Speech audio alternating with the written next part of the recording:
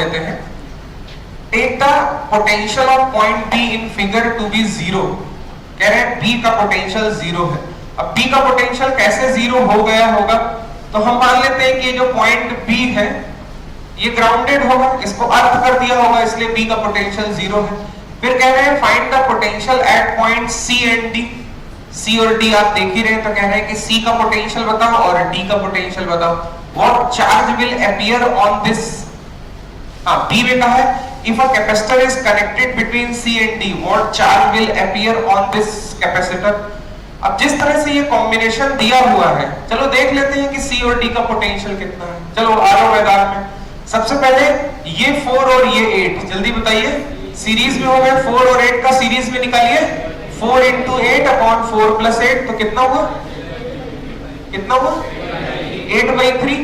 फिर उसके बाद ये 3 और ये 6, ये भी सीरीज में, इनका निकालिए 2 हुआ। अब ऊपर 8/3 और नीचे 2, ये कैसे है, पैरेलल में है, तो टोटल कितना हुआ, ठीक है वो आपने बताया। चलिए पहले एक एक ब्रांच देखते हैं। आपने 3 और 6 की ये जो ब्रांच है इसका टोटल कैपेसिटेंस 2 बताया अभी, तो कम से कम इस ब्रांच में जो चार्ज बहेगा, पॉइंट डी वाली ब्रांच में जो चार्ज जाएगा वो चार्ज तो लिख ले। तो अभी आपने बताया कि 2 माइक्रोफैराड इस नीचे वाली ब्रांच का टोटल C है और 50 वोल्ट का अगर वोल्टेज लगा हुआ है तो हम कह सकते हैं कि 100 माइक्रो कूलम इतना चार्ज इस नीचे वाली ब्रांच में जाएगा। इतना ही चार्ज 3 में जाएगा और इतना ही चार्ज 6 में जाएगा। तो फाइनली ये हो गया कि 6 माइक्रोफैराड जो कैपेसिटर है उस पे 100 माइक्रो कूलम का चार्ज होगा। अब अगर उस पे चार्ज इतना होगा, 6 माइक्रोफैराड पे इतना चार्ज होगा, तो 6 वाले का वोल्टेज कितना होगा। मैं 6 माइक्रोफैराड का वोल्टेज निकाल रहा हूं। वोल्टेज होता है Q/C, तो ये हो जाएगा एक तरह से 100/6, तो कह सकते हैं 50/3 वोल्ट। ये 50/3 वोल्ट इस कैपेसिटर की दोनों प्लेट्स के बीच का क्या है, पोटेंशियल डिफरेंस। लेकिन इस कैपेसिटर की राइट साइड वाली प्लेट तो 0 वोल्ट पे है, कैसे पता चला। इस कैपेसिटर की राइट साइड वाली प्लेट तो डायरेक्ट अर्थ में घुसी हुई है, तो वो 0 वोल्ट पे है। यानी इस कैपेसिटर की लेफ्ट वाली प्लेट वो 50/3 पे होनी चाहिए। ये पोटेंशियल डिफरेंस है, और अगर एक प्लेट 0 वोल्ट पे हो जाए तो 50/3 दूसरी वाली प्लेट का पोटेंशियल डिफरेंस हो गया। तो इस कैपेसिटर की जो पॉजिटिव प्लेट है उसका पोटेंशियल डिफरेंस नहीं, उसका पोटेंशियल ही 50/3 वोल्ट हो गया।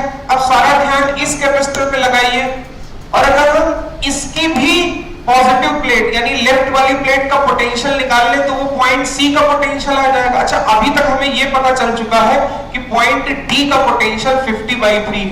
ये मैंने कैसे लिख दिया कि पॉइंट डी का पोटेंशियल 50/3 है, क्योंकि इस कैपेसिटर की जो लेफ्ट प्लेट है, जो पॉजिटिव प्लेट है, उसी का पोटेंशियल तो 50/3 आया, और वही तो पॉइंट डी है, तो पॉइंट डी का पोटेंशियल आ गया। पॉइंट सी का पोटेंशियल कैसे निकलेगा। वैसे मैं बताऊं, आपको चार्ज भी निकालने की जरूरत नहीं है, मैं आपको एक ट्रिक बता रहा हूं। ये जो दो कैपेसिटर है 4 और 8, ये किस रेशो में है, 4 और 8 किस रेशो में, भाई आप ध्यान दीजिए बेटा। 4 और 8 1:2 के रेशो में है।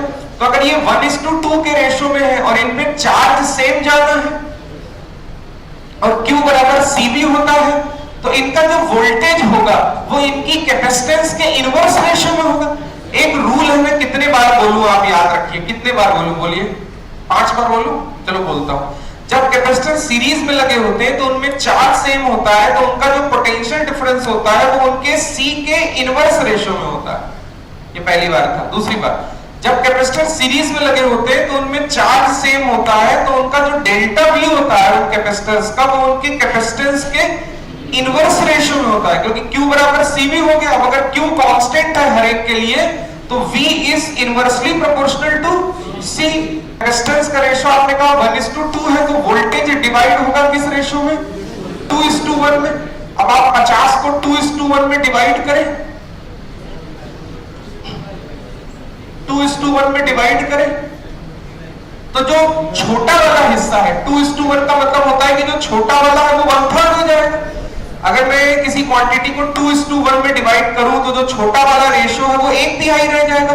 तो 50 का 1/3 करेंगे तो 50/3, यानी इसकी दोनों प्लेट्स के बीच का पोटेंशियल डिफरेंस 50/3, लेकिन इसकी राइट प्लेट तो 0 वोल्ट पे है, तो C का पोटेंशियल 50/3। इसका मतलब जो D का पोटेंशियल है वही तो C का पोटेंशियल आ गया। तो जब D और C का पोटेंशियल सेम आ गया, तो अब अगर C और D का पोटेंशियल सेम आ गया और बाद में आप C और D के बीच में कोई नया कैपेसिटर जोड़ते हैं, तो इस कैपेसिटर पे तो कभी चार्ज जाएगा ही नहीं।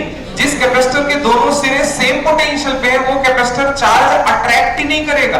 तो ये जो कैपेसिटर है ये चार्ज अट्रैक्ट नहीं करेगा।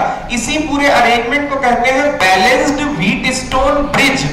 ऐसे अरेंजमेंट को कहते हैं बैलेंस्ड व्हीटस्टोन ब्रिज। तो एक रूल है कि अगर इस कैपेसिटर का रेशो और इसका रेशो, ये और ये रेशो 1:2 है और ये रेशो भी 1:2 है, तो अगर यहाँ का रेशो इस रेशो से मैच कर गया तो फिर C और D हमेशा सेम पोटेंशियल पे आ जाते हैं। और C और D के बीच में अगर आप कोई बल्ब लगा दें तो वो चलेगा नहीं, कोई कैपेसिटर लगा दे तो उसमें चार्ज नहीं जाएगा, कोई रजिस्टर लगा दे तो उसमें करंट नहीं जाएगी। तो C और D जो है वो इक्विपोटेंशियल पॉइंट्स कहलाते हैं।